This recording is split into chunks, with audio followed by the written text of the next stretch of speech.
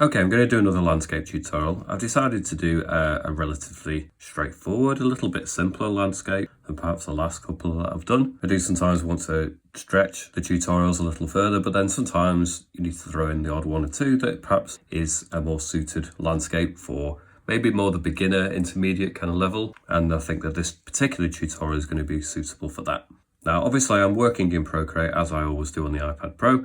And I've opened an A4 canvas, and in terms of the brushes that I'm going to use a variety of just airbrush today, just to keep it nice and simple. I have a colour palette pre-selected, and if you want to copy this colour palette, there's not too many colours on this one. It is possible to get the hexadecimal codes, which is down in the video description.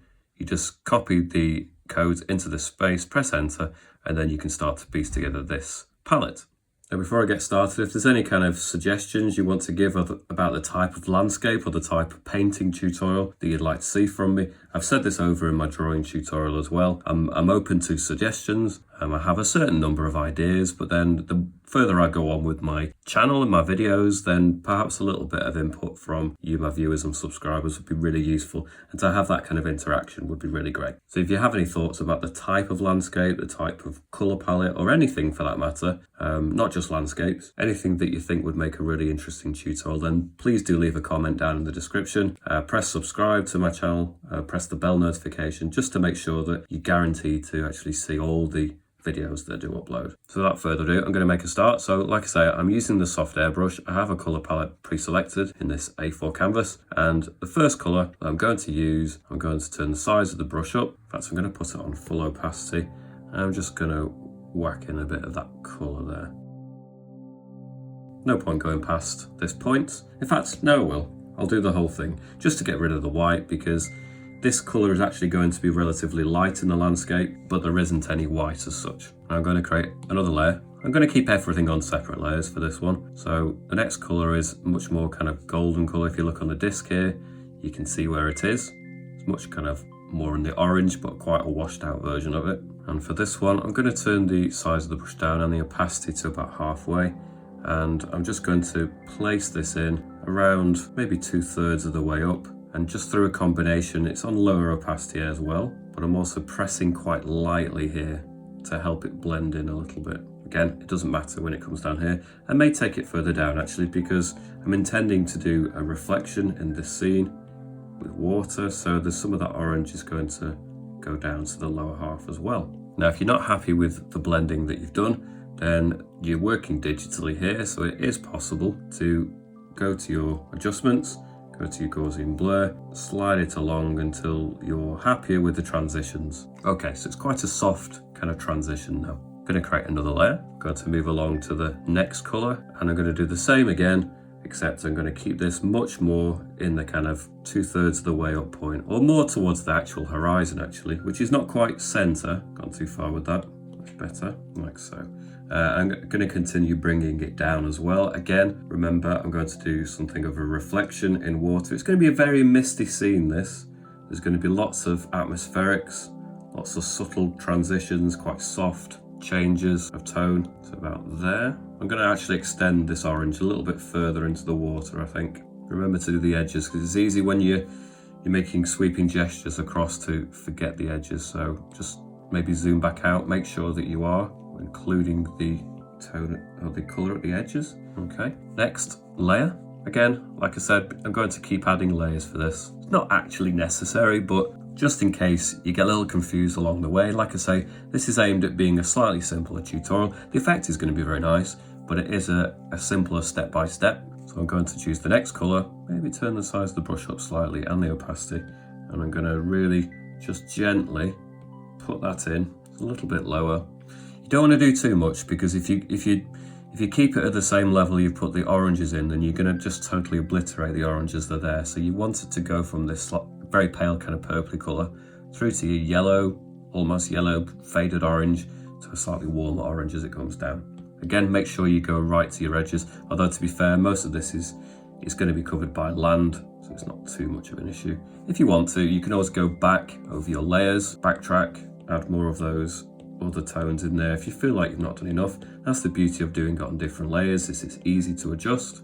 Okay, so I'm now working on the top layer. I'm going to create another layer. I'm going to go along my colours. Now you can see I've got this kind of purpley, kind of pink tone. It's mainly in the reds, as you can see from the disc, but because it's a slightly more greyed out, it has a hint of cooler or coolness about it as well. So it almost appears slightly more purple. Excuse me, I've had a cold and a cough recently, so if my voice keeps breaking a little more than usual, please bear with me. It's one of the reasons why I've been a little bit absent on YouTube. I've just been so busy, I've been a bit run down of late, but I'm trying to come back and keep my channel going as much as possible, even when I'm busy and perhaps not as well as I have been, but I'm getting back there. Okay, so I'm just lightly, I mean, you could do it by turning the opacity down, and then you don't have to worry about pressing on as much, or really I'm just trying to feather this in. I'm creating a very soft effect with this kind of purpley colour. I'm actually doing a little bit more towards the edges, making it slightly narrowing in the centre. A bit blotchy, but it doesn't really matter. I can always smooth and affect these layers later on if I feel that it's a major issue. Okay, so I'm going to create yet another layer. I'm going to move now to the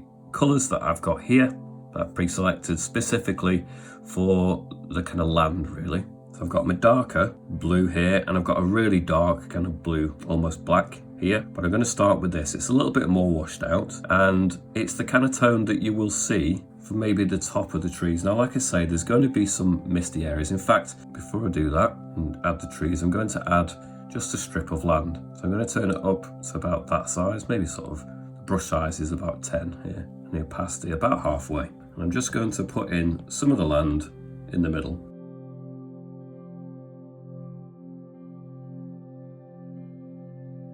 Now, this is a lot darker than much of it is going to appear, but it's just a starting point. And now it gives me a sense of where the horizon might be, and I can start constructing trees and details from that. So I'm going to turn the brush immediately down at this point, and I'm going to start building in trees. So you might want to, at first, just plan where your trunks are going to go for the trees. You can determine the scale, the height of the trees.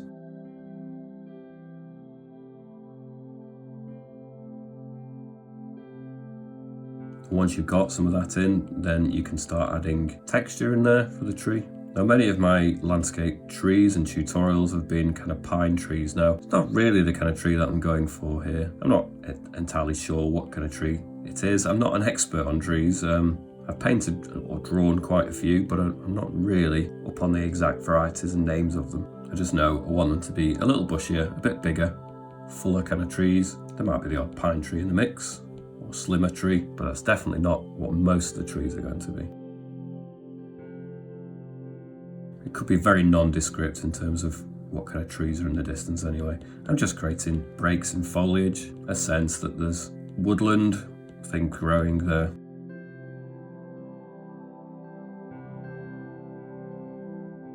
In fact, I don't want that tree to be quite as tall as that, so I can get rid of that section of it. Now I'm just creating the top edge really, because if you decide that you want this to be so dense that there's no light that gets through for a section, then you can just fill that in. So in a sense, all I'm going to really be doing is just the areas at the top where the light does actually get through, and you've got the surface sort of, or the top texture of the canopy. Like I said, this is a relatively straightforward, it's kind of simpler landscape compared to a couple of the others that I've done recently. I think sometimes it's as well to return to something that is a little bit more straightforward and gives you the confidence too. So even if you're a slightly higher ability level, there's nothing wrong with doing something straightforward but doing it well.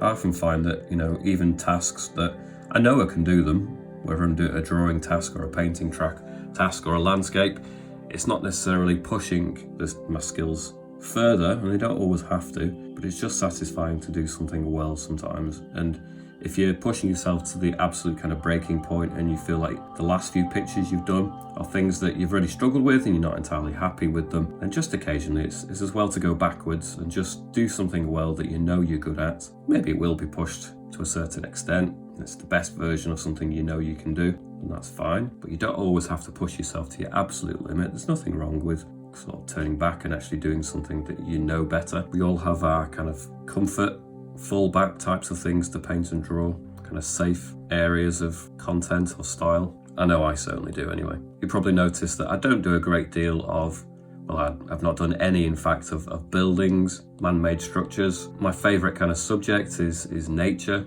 partly because of the tolerance that it gives for any little imperfections. It's almost like your imagination can convince you that almost any kind of blobs or shapes within clouds and trees and landscape, you can kind of interpret them in so many different ways. You don't need to see the exact detail. Whereas if you're drawing something like a building or a cityscape and some of those lines are not right, then it's far less forgiving.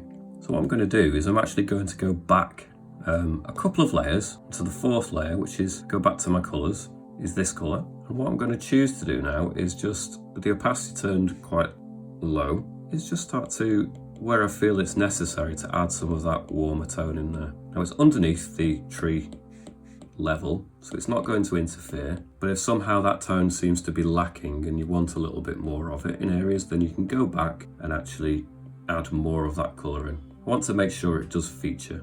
Sometimes you can't know exactly where you want the colours to be until you've gone a little bit further with your piece of work. In fact, I may want to step it up in certain areas of the sky too. But I'm going to come back to that sky later on anyway. So I'm going to create another layer. I'm going to go back to my colours. Now I do have lighter colours at this stage, so I'm going to start going back into or over some of the areas that I've actually created and start to create kind of breaks in the tone, atmospheric sorts of fading of that strong colour, because it is quite a strong colour for the horizon. I do want to make sure I've put the layer on top though, otherwise it's not going to have the desired effect. And I can start to perhaps just knock back some of the trees that I've actually created.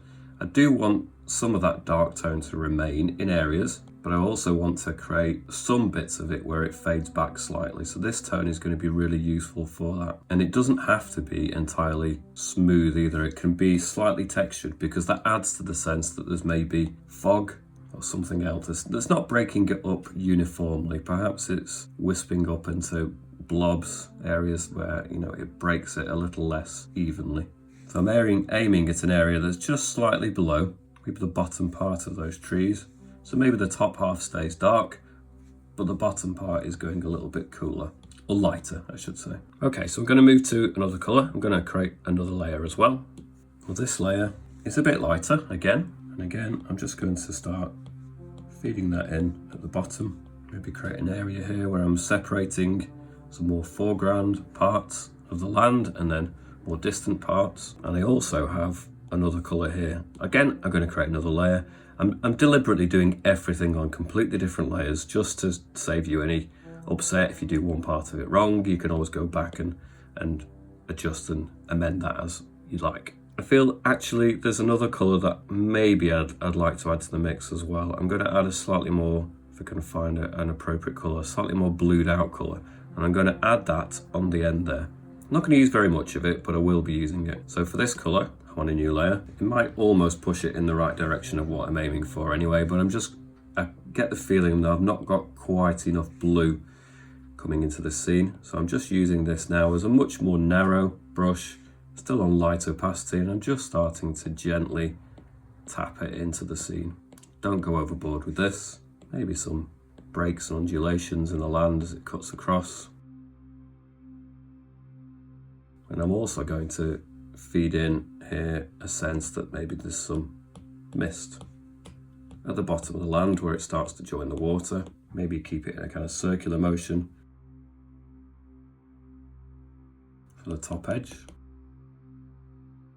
We'll come back to that. Okay, if I go back to my colours, I'm going to go to the darkest colour now. The reason that colour's there is I'm going to use it now to add some really foreground features to the land, and I'm going to draw a tree. So I'll go to my darkest colour, turn the size of the brush down, maybe the opacity up somewhat. I'm just going to create a really kind of foreground tree, maybe a couple, maybe I'll put it over here. Okay, so if I start the bottom of the tree in this kind of region,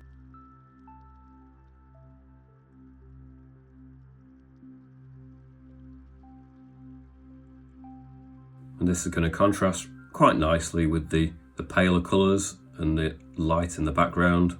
So get the major kind of branches and trunk in there first. If you're happy with that, then the rest of the tree will kind of fall together a bit better.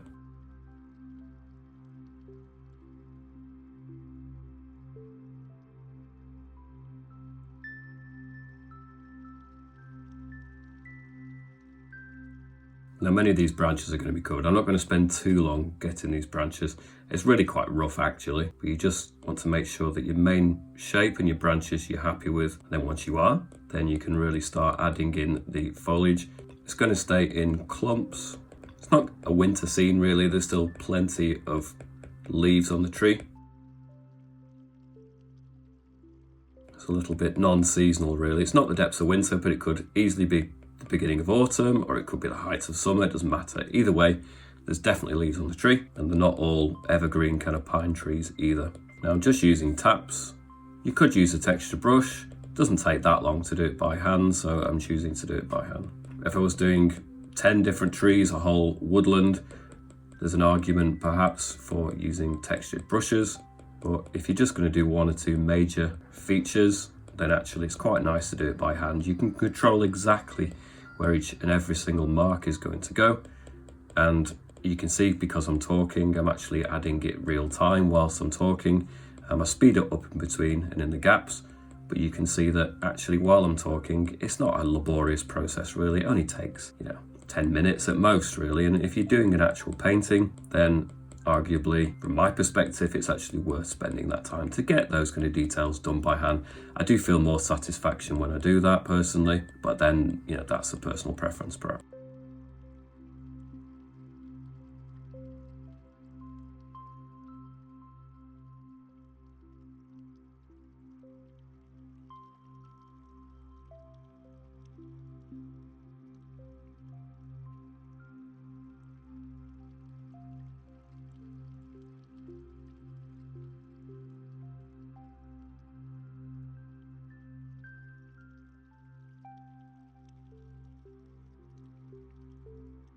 Again, if you want to just create some extra breaks in that, you can always go back in with the eraser and just remove to create one or two more gaps. Let some of that light come through. I feel like I'm going to create more than one tree here actually. I think I might do 2 or 3. So I'm going to do the same basic effect here.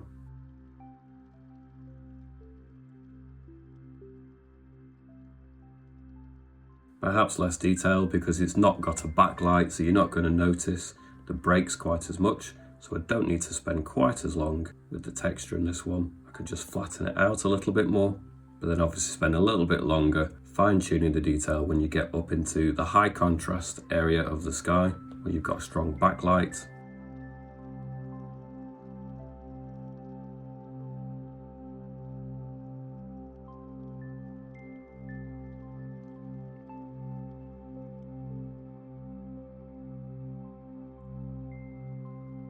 I think I'm going to do another tree here. Again, another kind of more foreground one.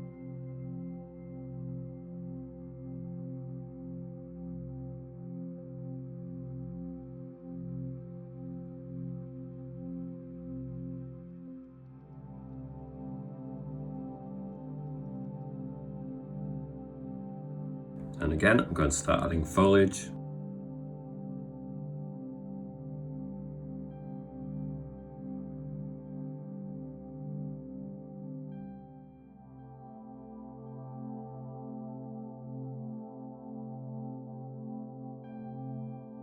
And again, I can use the eraser to create more breaks.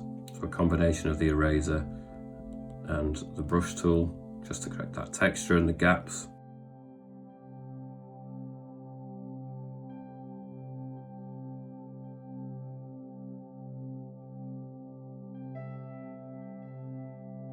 I suppose really we should add perhaps just a hint of almost a shadow really, or some kind of change where it actually is sitting on the landscape. So a little bit of tone there where it actually is placed. It also helps set the distance, so now you know that that little one is further up towards the horizon, so you know it's further back. So it's a little visual clue. It gives you a bit more information. So I'm going to use this colour to continue to add more breaks in the landscape too. It's too much really, I'll turn the opacity down.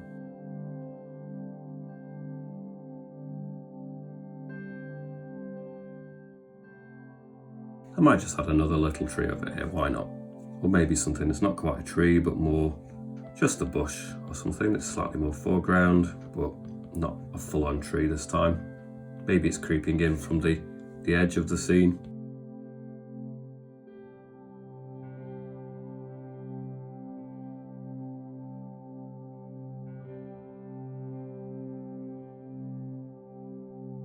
Okay, so what I'm going to do is I'm going to take all of my land layers, so you can check where they are. You can go through by just unticking them. You can see exactly which of those layers that is. I'm going to take all of them. I'm going to merge them all together. So it's from layer 6 to 10. Try that again. I'm going to merge them all together. I'm going to remove all the other layers.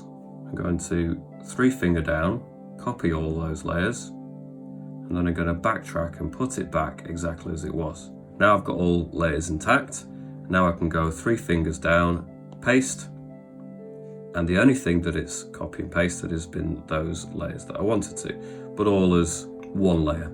Now what I'm going to do is I'm going to flip it vertically, bring it down, I just shrink the canvas so you can see exactly what I'm doing, bring it down to roughly where I need it, say about there. And what I'm going to do is I'm going to use the motion blur this time. I'm going to slide that in. I really want the sense that it's kind of blurry and there's a slight disturbance in the water just to break it up. So it's going to be nothing like as sharp as the top part of the scene. And I'm going to start removing some of the detail here because I don't want it obscuring and interfering with any of the bits at the top like that. So be careful not to rub out too much, otherwise you're going to do that. So you just want to carefully erase down to the bits that matter. Now what I'm going to do next is I'm going to create another layer, and I'm going to go to this cooler colour that I did show that I've just kind of selected as well. And I'm going to this time just start to feed it into different areas. Now I'm going to put it over here to begin with, and it's going to obscure the reflection of that bit there. I'm going to bring this all the way across lightly, turn it up actually a little bit more. I'm only pressing lightly, turn it down, and then maybe I just want to create a little bit of a sharper kind of, get that slightly neater, sharper line as it cuts across. Maybe fade it up a little bit so it zooms into the landscape as well, upwards. And I'm going to use that slightly on the horizon as well, I think, just subtly, bringing those sort of colour schemes together. I have to be careful now. In fact, one thing I could have done is gone back on my layers and gone to that layer because it's behind the trees, and I could just place it in there and it's not going to disturb the trees that are there that way. Now what I'm going to do next is I'm going to go back to one of my earlier layers actually, because the warmth that's in the sky is now just been completely lost on the lower half. I didn't really anticipate quite how far the reflection was going to come down, but that's not a problem. We'll go back to our fourth colour, turn the brush up, make sure we're on that layer. Yeah, so it's only in the background now, and I can start to confidently begin adding more of it in here. Now I've also got some colours down here as well that I'm going to use just to add some slightly warmer kind of purpley tones to this. But I'm going to start with that real nice kind of warm orange. The next colour I'm going to add will be the next one along, so it was the third colour. Make sure I'm on the correct layer, so it was layer 3. I'm going to add some of that nice sort of yellowy orange in there as well. I'm going to go to my very first layer, not pick the first colour, but I'm going to pick the second colour, which again was a very light kind of yellowy colour. Okay, so I've added quite a lot more of that warmth in there, but this time I'm going to go down to my more purple colours. I've got some extra colours here, I might not need all of them, but I just wanted a bit of a range. This time I'm going to be feeding it in from the bottom of the scene. I'm keeping it on that same layer, it doesn't really matter at this point. I have kept everything separate up until now, but for this last part of the painting, I don't suppose it really matters. You can always 2-finger backtrack if you're not happy, or you can also use the eraser or just paint over it with the colour that you're happier with.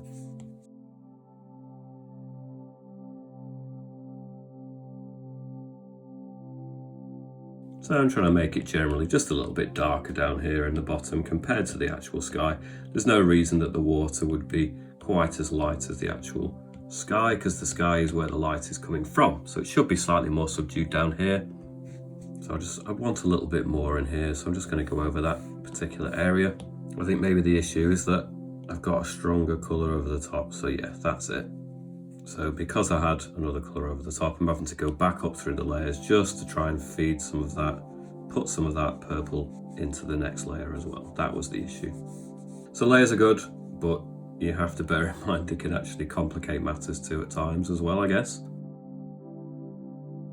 By shutting down some of the light in here, it really focuses your eye more upwards into the landscape. I'm going to create another layer up at the very top. In fact, I've opened it there. I'll put it at the top if I can grab it without moving my iPad at the same time.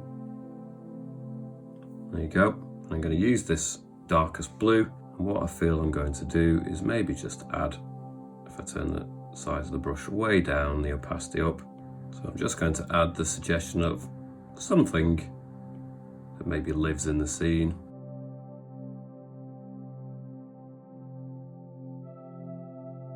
Like so. And last, I'm going to use this final colour here. I'm going to just create maybe a sense that there's some breaks in the water. Maybe turn the opacity down a little bit more. Maybe there's just bands where there's ripples perhaps in the water, and it's reflecting up some of the kind of the general colour of the scene. I could go back over my other layers. I could use my warmer colours, perhaps just to create a little bit more of a sense of a glow in certain areas, especially around the trees, because what tends to happen when you have something like foliage is that somehow there's warmer tones that maybe just seem to gather around the actual foliage itself, so it doesn't look quite as stark a contrast on the bright background of it. You can just warm up some of these edges a little bit more so it softens and it blends into the scene a little bit. Okay, one last thing that perhaps I'm going to do in the sky. If I turn the size of the brush down and the size of that up, and I'm just going to give maybe just a hint of some kind of clouds. Make sure I'm on the right layer. Yeah, I'm still on layer 4. Just a hint that there's wisps of clouds coming through the scene. Don't know what happened there. I'll get rid of that. Okay, so I've created just a little bit of a sense that there's something in the sky. It's not completely absent of detail there. I hope you've enjoyed this tutorial. I feel like I've pushed it far enough to create the overall effect. If you want to catch other tutorials like this, please make sure to go through my playlist. Press the bell notification button next to the subscribe. Please do leave comments down in the comment section, suggestions about other kind of painting tutorials that you'd like to see. I've just uploaded a drawing tutorial as well, so if you want to go over to that and suggest drawing suggestions, or give drawing suggestions rather, then it's all very welcome. I will go through them all to make sure that I'm taking in all the suggestions, all the kind of things that people want to see. Other than that, I hope you've enjoyed this, and I shall catch you back here again. See you later.